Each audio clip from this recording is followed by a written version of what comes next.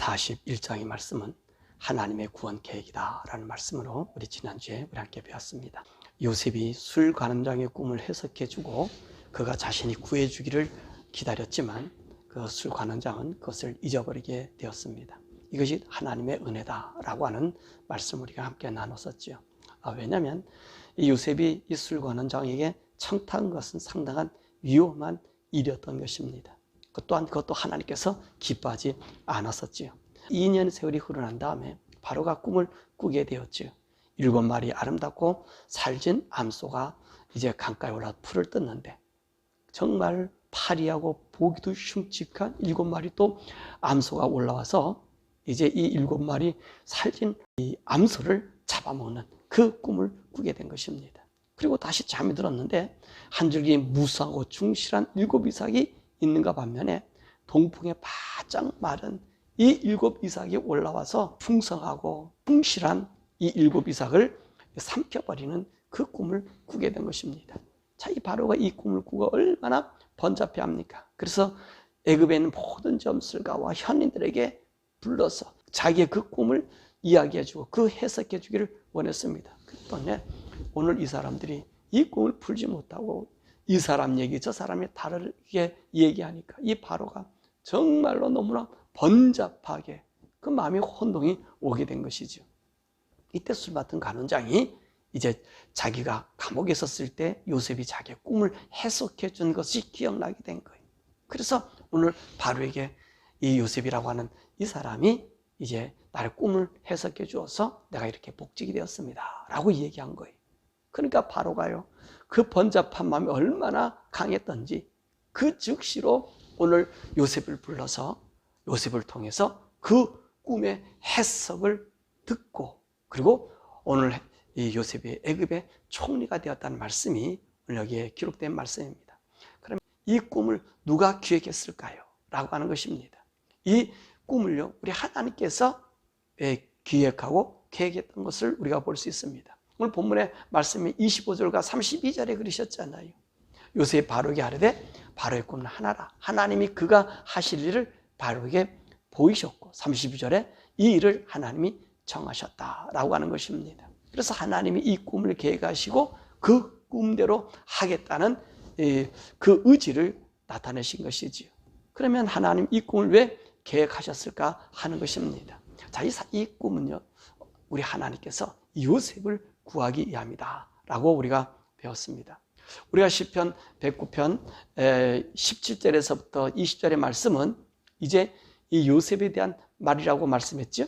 자, 그 중에서 19절의 말씀 보면 그의 말씀이 그를 단련하셨다라고 말하고 있습니다. 이게 무슨 말이라 그랬습니까?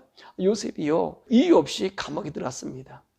그리고 나서 묵묵히 어떤 원망음 없이 정말로 자기에 주어진 삶을 성실하게 살았단 말입니다. 그런데 오늘 이 요셉이 하나님도 꿈을 해석하는 이 능력을 갖고 이 감옥에서 술 맡은 관원장에게 꿈을 해석해 주지 않았습니까? 그래서 그 술 맡은 관원장이 자기의 꿈의 해석 때처럼 바로 왕에게 이제 복직이 되었던 것이지요. 그런데 오늘 요셉이 이렇게 꿈을 해석해 주고 나서 하나님을 의지하는 신앙이 없어지고 술 맡은 관원장이 복직이 되었으니까 자기가 그 술 맡은 관원장의 힘과 지혜를 통해서 이제 이 감옥에서 헤어나려고 하는 그런 일이 있었던 것입니다. 그러니까 하나님께서 그에게 말씀으로 단련했다는 거예요. 오히려 이것 때문에 요셉은 착고가 차게 되고 온몸에 쇠사슬이 이렇게 감겨지는 그런 고통을 당하고 있었던 것입니다. 자, 이러니까 요셉이 어떻게 되겠습니까? 내가 잘못했구나. 내가 하나님 의지하지 아니고 세상 의지하였구나. 내가 희망이 세상이 아니구나. 이 술 관원장이 아니구나. 라고 하는 것을 깨닫고 이제 하나님을 향한 신앙으로 바뀌어진 것입니다. 그래서 하나님께서 이 요셉을 위해서 이 꿈을 꾸게 하였다는 것이지. 그렇다면 만약에 바로가 이 꿈을 만약에 요셉이 꿨든지 그 현자들이 꿨다면 어떻게 되었을까요? 요셉이 이 감옥에서 나올 수 있었을까요? 아니지요.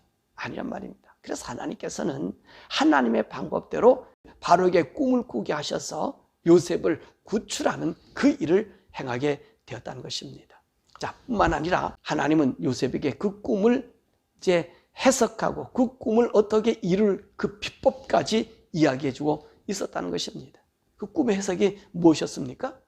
7마리 살찐 암소와 그리고 마른 7 암소, 그리고 충실하고 정말 무성한 7 이삭, 그리고 파리한 마른 그런 7 이삭, 이것이 삼키는 꿈을 꾸지 않았습니까? 자, 그 꿈의 해석을 요셉은 이렇게 했잖아요. 이것이 바로 7년 풍년과 7년 흉년이다 라고 얘기해 준 거예요. 그리고 이 흉년을 대비해서 이제 이 땅을 관리하고 이 땅에 소산을 5분의 1을 거두어서 7년 흉년을 대비해야 된다라고 이야기해 준 것입니다. 그래서 바로 왕이 그 마음의 번잡함이 없어지게 된 것입니다. 자, 그럼 우리는 여기서 요셉이 술 맡은 간원장과 바로에게 꿈을 해석해 준 그것에 어떤 차이가 있었을까요? 자, 이 꿈은요, 모두가 해석하도록 그 은혜를 주신 분이 누구죠? 하나님입니다. 하나님의 도움으로 꿈을 해석해 준 것은 같아요. 그런데 관원장에게 꿈을 해석해 준 것과 그리고 이 바로에게 꿈을 해석해 준 것은 다른 부분이 있습니다. 무엇이 다릅니까? 요셉은 관원장에게 꿈을 해석해 주고 청탁용으로 이용했어요. 그런데 바로에게 이 꿈을 해석해 주고 청탁한 것이 아닙니다. 오히려 이 꿈을 통해서 이 꿈으로 나타나 모두가 살 수 있는 그 비법을, 그 해법을 가르쳐 줬다는 것입니다. 이것이 다른 거지. 이것이 다른 거예요. 그러니까 하나님의 능력을 가지고 내 유익을 위해서 일했느냐 아니면 모두를 위해서 일했느냐가 다른다고 하는 것입니다. 그러니까 우리가 하나님의 일에 함에 있어서 우리가 어떤 일을 주의해야 된다 그랬죠? 오늘 요셉이 첫 번째 술 맡은 관원장에 청탁한 것, 내 유익을 위해서 하는 것을 주의하자라고 얘기했었습니다.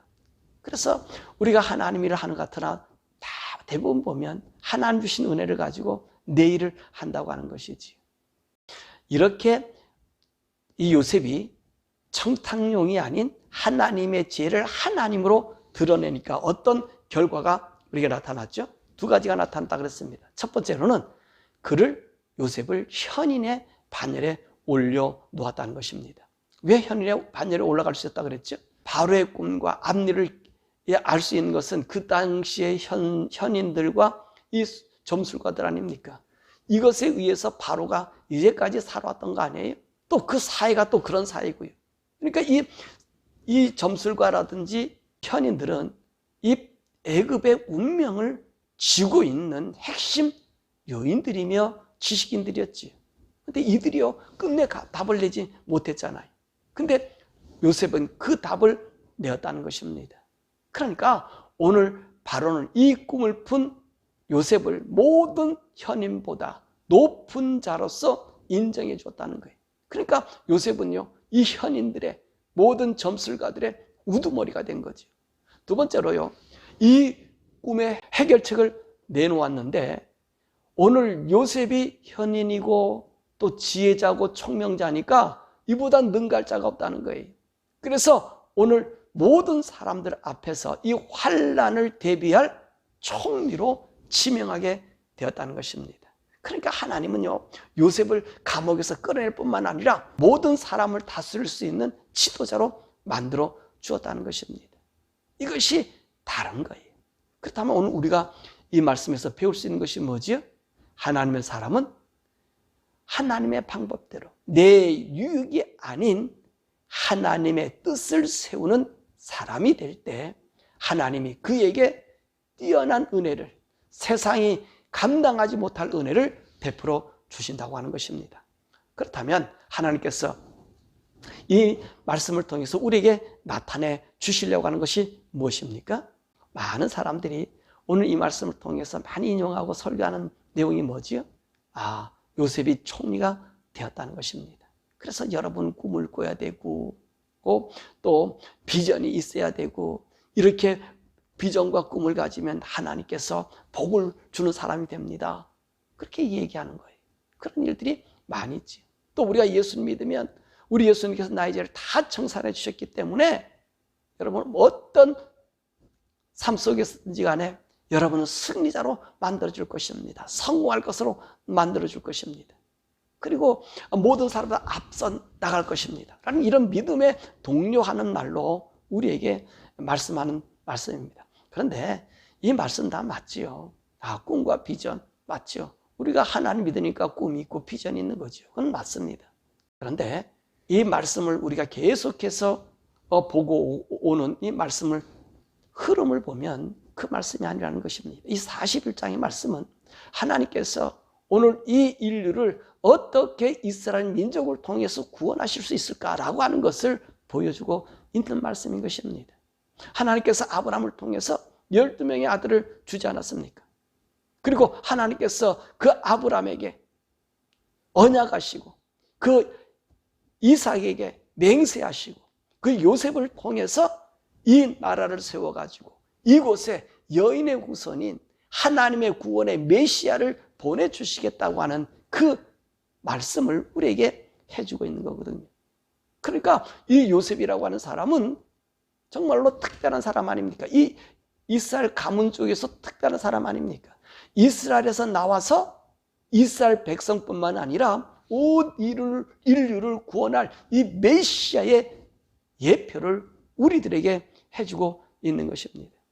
그러므로 오늘 하나님께서 이 7년, 이 흉년을 통해 가지고 애굽만 구하는 것이 아니라 오늘도 이스라엘 백성도 구하시고 그리고 모든 나라를 다 구하는 그 말씀을 우리에게 해주는 것이 이 41장의 메시지라고 하는 것입니다.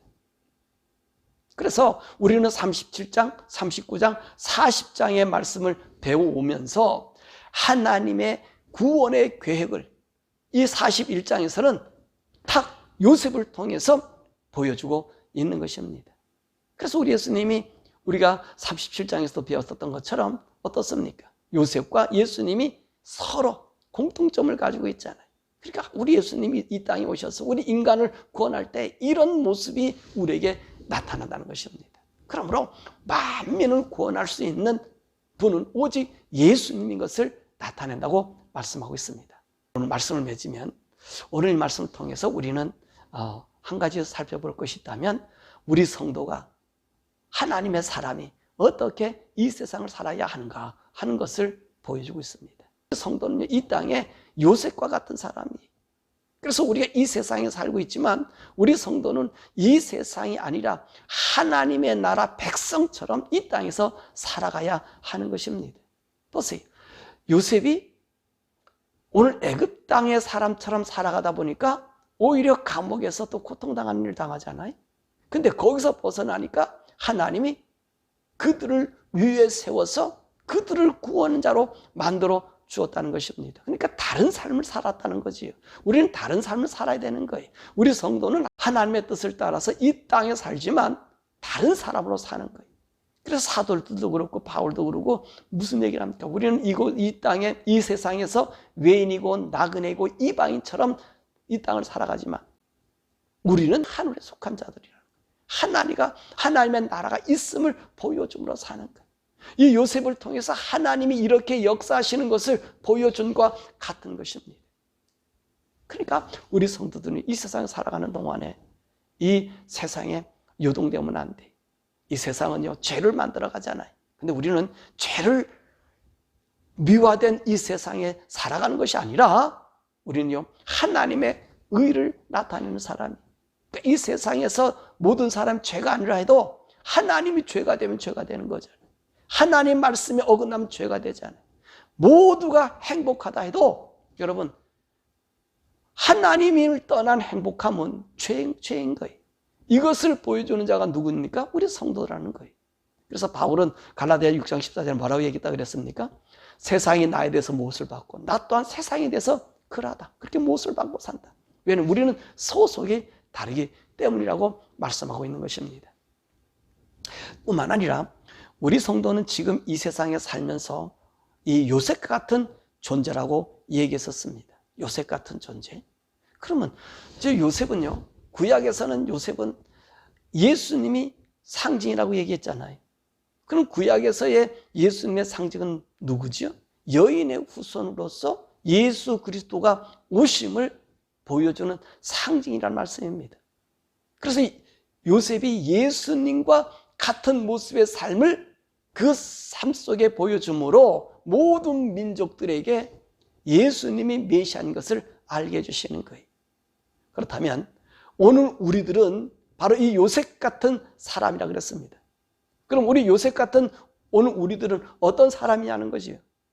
오늘도 어떤 분이 문자를 보내왔습니다. 이 마지막에 재림이라 그러는데 이 재림의 신앙을 어떻게 간직할 수 있겠는가? 어떻게 재림 신앙을 가져야 되는가? 그런 문자를 제가 받았습니다. 그래서 오늘 그 말씀을 오늘 본문의 말씀과 함께 연결시켜서 이야기하려고 합니다. 여러분 보십시오. 오늘 우리 성도는 요셉 같은 사람이라고 그랬습니다. 그러면 오늘 우리 성도들은요, 요셉과 같이 이 시대에는 재림의 이 믿음을 외칠 수 있어야 되는 거예요. 오늘 많은 사람이 두려워하는 것은 이 자연 현상을 보면서 오늘도 이 재림의 신앙을 갖자, 재림의 믿음, 이렇게 이야기합니다.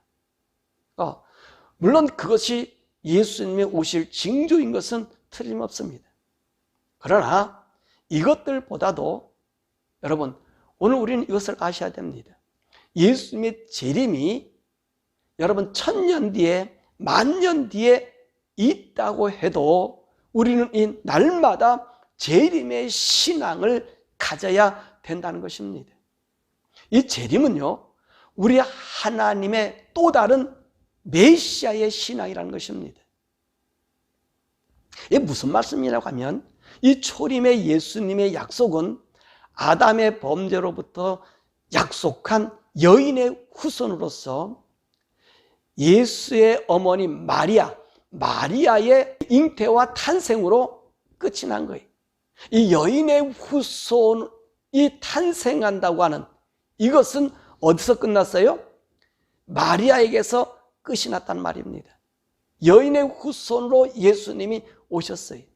이제는요, 우리는요, 오늘 예수님이 우리에게 약속한 새하늘과 새 땅의 약속, 즉 최초의 에덴 동산의 회복과 영원한 하나님의 나라의 상속을 부여받는 예수님의 재림의 약속이 우리에게 있다는 것입니다.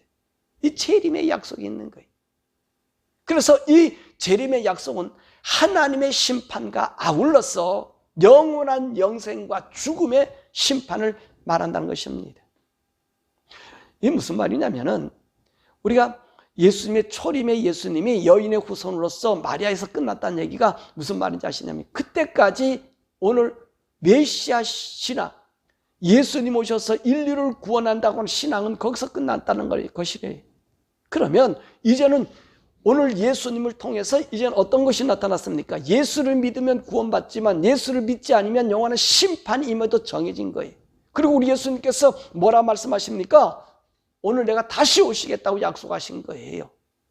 이건 여인의 후손으로 인간의 죄를 용서하러 오는 것이 아니라 이제는 우리 주님께서 우리에게 약속하신 것은 이 땅의 최종적인 하나님의 구원의 역사의 최종의 사건으로서 예수 믿으면 우리가 누가 됐습니까? 하나님의 아들 되었잖아요.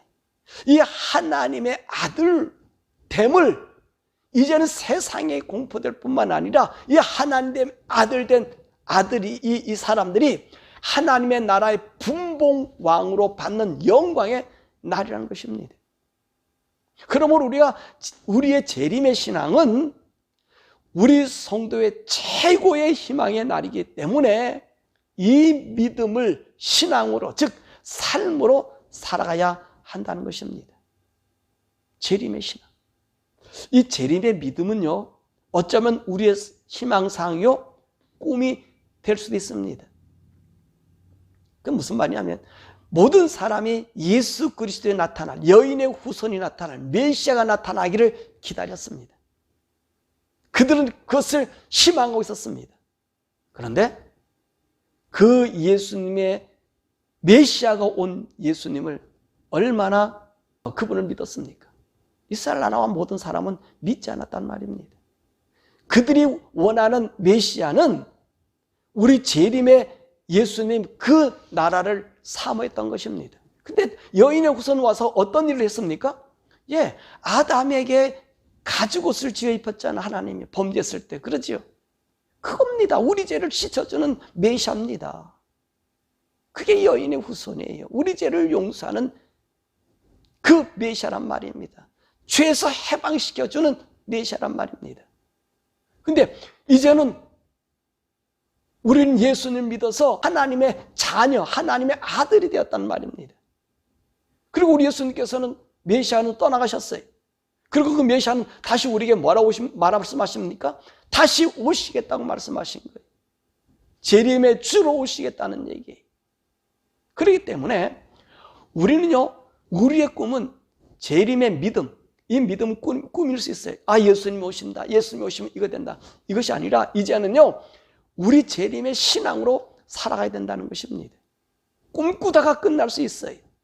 재림인데 이 자연 환경을 보니까 이래서 우리가 하나님 믿어야 되겠다. 이런 현상이 일어나니까 예수를 믿어서 그날에 준비해야 되겠다.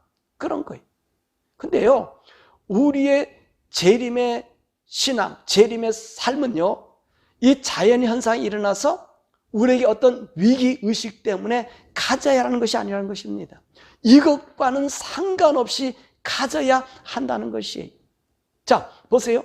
이 자연현상, 이런 현상이 다 없어졌어요. 근데 이 세상은 미움도 없고 싸움도 없고 평화만 있고 모든 사람이 과학의 혜택으로 인해서 자연 환경도 다스리고 그리고 모든 사람이 오래 삽니다.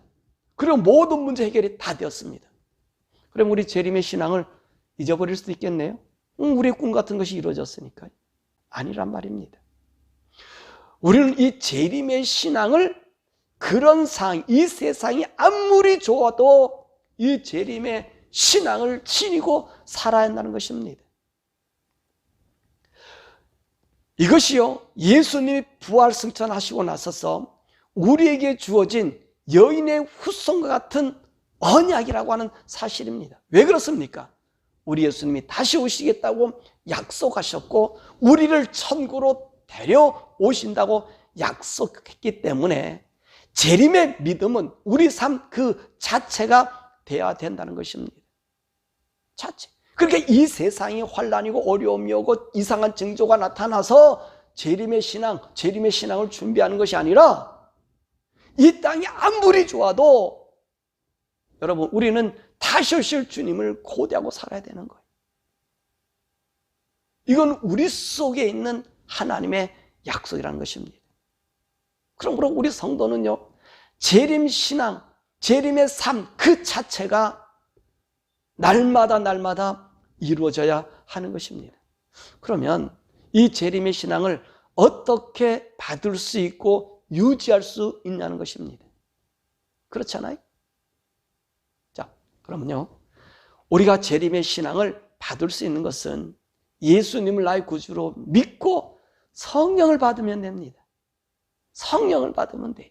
그러면 받을 수 있고 유지할 수 있습니다. 성령님과 우리가 매일매일 동의하면 우리는요, 이 재림의 신앙을 간직할 수밖에 없고 잊어버릴 수가 없습니다. 왜 그렇습니까? 우리가 예수님으로 말하여 구원받았습니다. 성령님이 우리와 함께 있습니다. 그러면 우리는 하늘의 기쁨과 그 영광을 맛보게 되기 때문에 이 세상이 아무리 좋다 해도 우리 예수님을 기다릴 수밖에 없다는 것입니다. 그러므로 우리가 재림을 준비하는 지름길은요, 날마다 성령님과 대화하는 거예요. 성령님과 동행하는 거예요. 이럴 때요, 이 세상이 아무리 좋고 이 세상이 아니라 저 천국의 황홀함이 이 세상에서 맛본다 해도요, 우리는요, 이 세상을 즐겨하지 않아요. 왜 그렇습니까? 우리는요, 이 성령을 인을 통해서 하늘의 영광이 우리 속에서 보여지게 되는 거고요.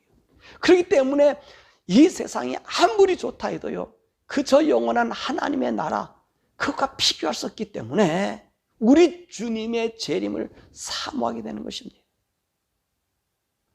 그러므로 요셉을 통해서 우리 예수님이 이 땅에 오시는 초림의 예수님이 오심을 보여주었다면 지금은 우리 성도들로 하여금 재림의 예수님, 재림의 주님을 기다리는, 그래서 이 세상 사람들에게 우리 주님이 다시 오심을 알려주는 상징이 되었다는 것입니다. 그러므로 우리 성도는요, 이 재림의 신앙, 이 재림을 기대하는 것은 우리의 믿음의 의무인 것입니다. 그래서 우리는 이 재림의 주님 나타나기 위해서 죄를 떠나고 거룩함으로 날마다 무장되어 구별된 삶을 살아가는 것입니다.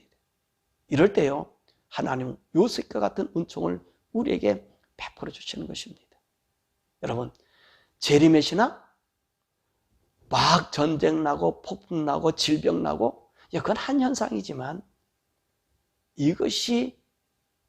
이것 때문에 재림의 신앙을 가져야 되겠다? 가질 수 없어요. 준비할 수도 없어요. 어떻게 해야 되죠?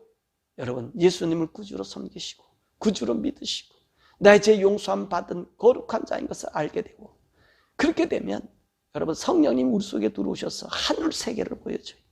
하늘의 세계를 보여주면 그 주님 다시 오겠다는 약속이요, 그렇게 기다려지는 거예요. 그렇게 사모하게 되는 거예요. 이것으로 준비하는. 그래서 이 땅에 천년 만년 뒤에 예수님 와도요, 이 신앙이 버려지질 않아요. 이것이 재림을 준비하는 사람의 신앙인 것입니다. 요셉 보세요. 그 감옥에서 그랬잖아요. 날마다 밖만 쳐다보던 요셉이 이제는 그것을 버려버렸잖아요. 그랬더니 하나님의 뜻으로 사는 요셉에게 총리의 자리로 옮겨준 거예요. 이처럼 우리가 이 세상 것을 바라보지 아니하고 하나님만 바라보고 살면요, 그날에 우리 주님께서 우리를 하나님 나라의 분봉왕으로 세워주십니다. 이 분봉왕의 영광이 우리에게 지금 기다리고 있으니 사랑하는 성도들이요, 이 땅에서 믿음 안에서 성령 안에서 날마다 대함으로, 다시 오실 예수님을 고대함으로 그 영광의 빛, 하나님의 아들 분봉왕의 영광이 이 복을 누리시는 성도 되시기를 주님의 이름으로 축원합니다. 자, 우리 함께 기도하죠. 요셉이 오늘 바로왕 앞에서 전국을 다스린 총리가 된 그 비결이 뭐라 그랬습니까? 여러분, 하나님의 계획을 그에게 알려줬고 내 유익이 아닌 하나님의 유익으로 살아갔을 때 하나님 그 비법을 알려주고 그들은 그들에게 무릎을 조아렸죠. 이처럼 우리 성도들도요, 그런 자들이에요. 지금은 우리 성도들이요, 재림의 신앙에 사는 사람들이 돼야 돼요. 홍수가 나고 폭풍이 오고 지진 나고 자연현상 이상하고 이렇다 해서 우리가 재림의 주님 고대하고 이것 한 현상이라 그러지만 그것보다 날마다 여러분 성령님과 동행하시면요, 이 재림의 신앙은 우리 속에서 싹 두고 잊어버려지질 않아요.